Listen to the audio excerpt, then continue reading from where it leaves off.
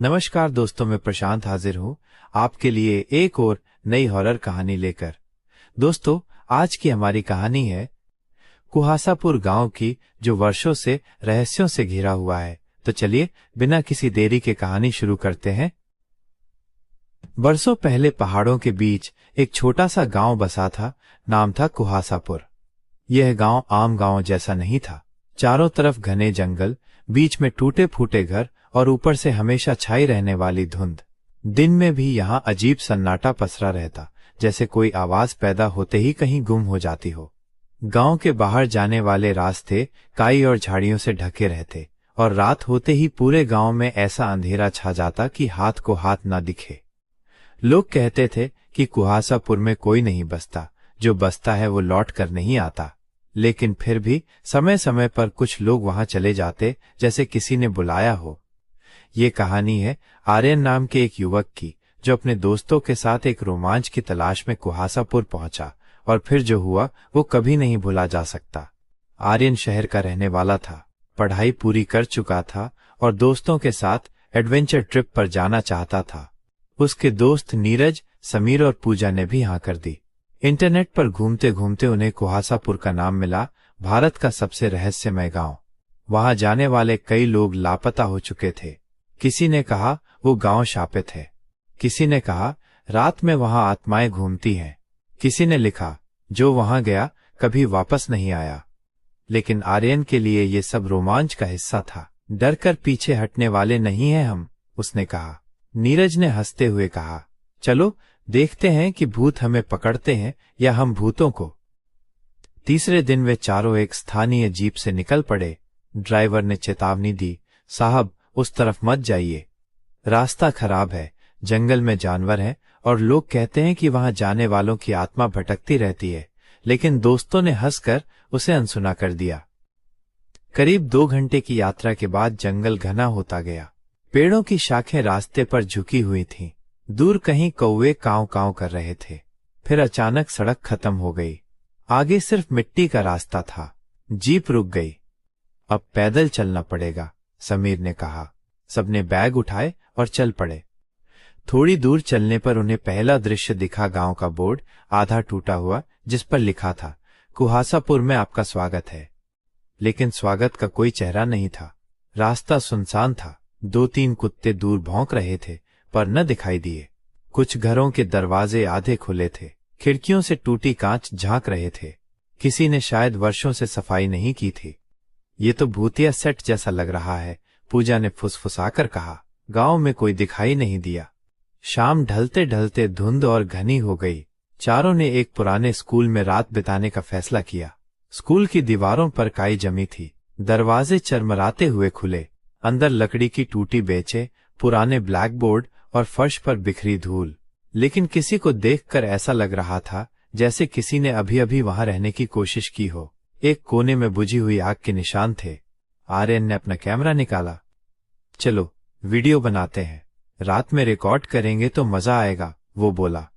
नीरज ने हंसते हुए कहा, अगर रिकॉर्ड में भूत दिखे तो। पूजा चौंकी। समीर ने मजाक उड़ाया, तू डर गई क्या? रात होते ही सन्नाटा इतना बढ़ गया कि हर सांस की आवाज साफ सुनाई दे रही थी।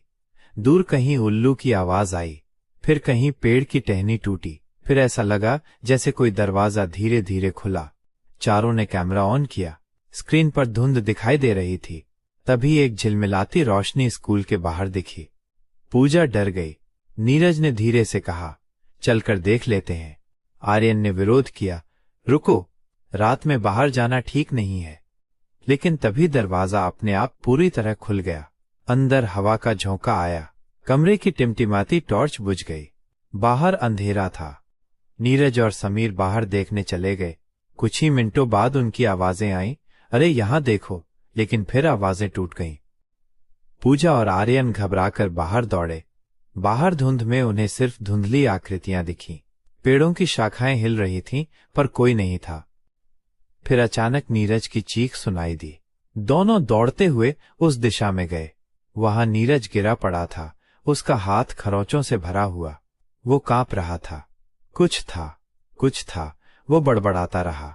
समीर गायब था। चारों के बीच भय बढ़ गया। पूजा रोने लगी। आर्यन ने समीर को खोजने की कोशिश की, लेकिन जंगल जैसे सबको निगलता जा रहा था। उसी समय उन्हें पास के घर से हल्की लाल रोशनी झांकती दिखी। सब दौड़े। घर के अंदर प्रवेश करते ही उन्हें दीवारों पर अजीब चित्र दिखे।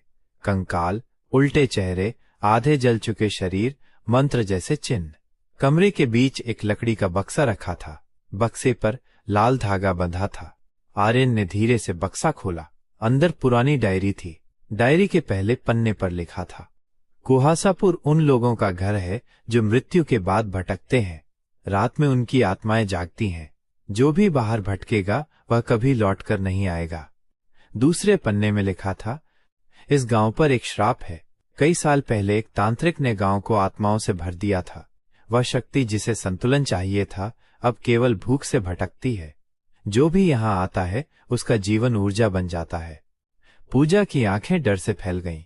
आर्यन ने कहा, हमें अभी यहां से निकलना होगा।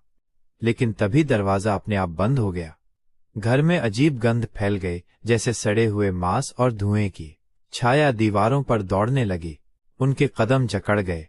बाहर से किसी के चलने की आवाजें पास आती गईं। घर की छत से राख गिरने लगी। दीवारें हिल रही थीं। फिर अंधेरे से सफेद चेहरों की आकृतियां बाहर आईं। खोखली आंखें, टूटी हड्डियां, आधे गल चुके हाथ। ये कोई सामान्य भूत नहीं थे। ये भूखी आत्माएं थीं जो सिर्फ ऊर्जा पीती थीं। नीरज रो पड़ा, हमें बचाओ। आर्यन ने अपनी टॉर्च की रोशनी उन पर डाली। रोशनी जैसे उन्हें पीछे धकेल रही थी, लेकिन रोशनी कम होने लगी। बैटरी खत्म होने लगी थी। हमें मंत्र चाहिए, पूजा चीखी। डायरी के आखिरी पन्ने में मंत्र लिखा था। आर्यन ने कांपते हुए मंत्र पढ़ना शुरू किया। नीरज और पूजा साथ में दोहराने लगे। छायाएं कुछ क्षण के लिए ठहर गईं, फिर वे जैसे कराहते हुए पीछे हट गईं। तभी दरवाजा अपने आप खुल गया। चारों बाहर भागे। समीर का कोई पता नहीं चला। गांव का रास्ता और घना हो चुका था। पेड़ जैसे जड़ों से उठकर रास्ता रोक रहे थे। धुंध में आवाजें गूंज रही थी, मत जाओ, रुको, हम तुम्हें छोड़ेंगे नहीं। आर्यन ने दौड़ते हुए कहा, हमें सुबह से पहले गांव छोड़ना होगा। नीरज कांपते हुए बोला, समीर। समीर कहाँ है? पूजा चुप थी। उसकी आंखें खाली हो चुकी थीं, जैसे वो इस दुनिया से बाहर देख रही हो। अचानक सामने एक कुआं दिखाई दिया। उसके किनारे पर कोई खड़ा था, सफेद वस्त्र में, चेहरे पर कोई पहचान नहीं। उसने हाथ हिलाया। आर्यन रुका। तभी पीछे से कई आत्माओं की आवाजें आईं। वे उन्हें घेर रही थीं। भागो! पूजा चिल्लाई। सब दौड़ पड़े। सूरज की हल्की किरणें आसमान में फैलने लगीं। धुंध थोड़ी कम हुई। वे जंगल पार कर एक कच्चे रास्ते पर पहुंचे। दूर उन्हें एक जीप दिखाई दी। वही ड्राइवर उन्हें ढूंढने आया था। लेकिन तभी पीछे से आवाज आई, समीर। उन्होंने मुड़कर देखा। समीर जैसे किसी अजीब शक्ति के कब्जे में था। उसकी आंखें सफेद, चेहरे पर खरोंचे। उसने हाथ बढ़ाया, रुको। आर्यन ने उसे पकड़ने की कोशिश की। तभी समीर जोर से चिल्लाया और गिर पड़ा। उसके शरीर से जैसे धुंध उठी और गायब हो गई। ड्राइवर दौड़ता हुआ आया। उसने बिना कुछ पूछे उन्हें जीप में बिठाया। वे तेजी से गांव से दूर निकल गए। पीछे मुड़कर देखने पर कुहासापुर फिर धुंध में छिप चुका था, जैसे कुछ हुआ ही न हो। शहर लौटने पर उन्होंने ये घटना किसी से नहीं बताई। समीर का पता कभी नहीं चला। नीरज कई दिनों तक बुखार में रहा। पूजा चुप रहती थी। आर्यन ने कैमरे की फुटेज देखी। उसमें सिर्फ धुंध, अजीब आवाजें और टूटे फ्रेम थे। कोई चेहरा स्पष्ट नहीं दिखा। कुहासापुर आज भी वही है, जंगलों के बीच, धुंध में छिपा। लोग कहते हैं कि रात में वहां लाल रोशनी झिलमिलाती है और किसी की कराह सुनाई देती है। जो भी वहां जाता है लौट कर नहीं आता। कुहासापुर का रहस्य अब भी अनसुलझा है। दोस्तों, ये थी हमारी आज की कहानी। आप लोगों को कहानी कैसी लगी कमेंट करके बताएं और ऐसी कहानी सुनने के लिए हमारे चैनल को सब्सक्राइब करें। मिलते हैं एक नई कहानी के साथ।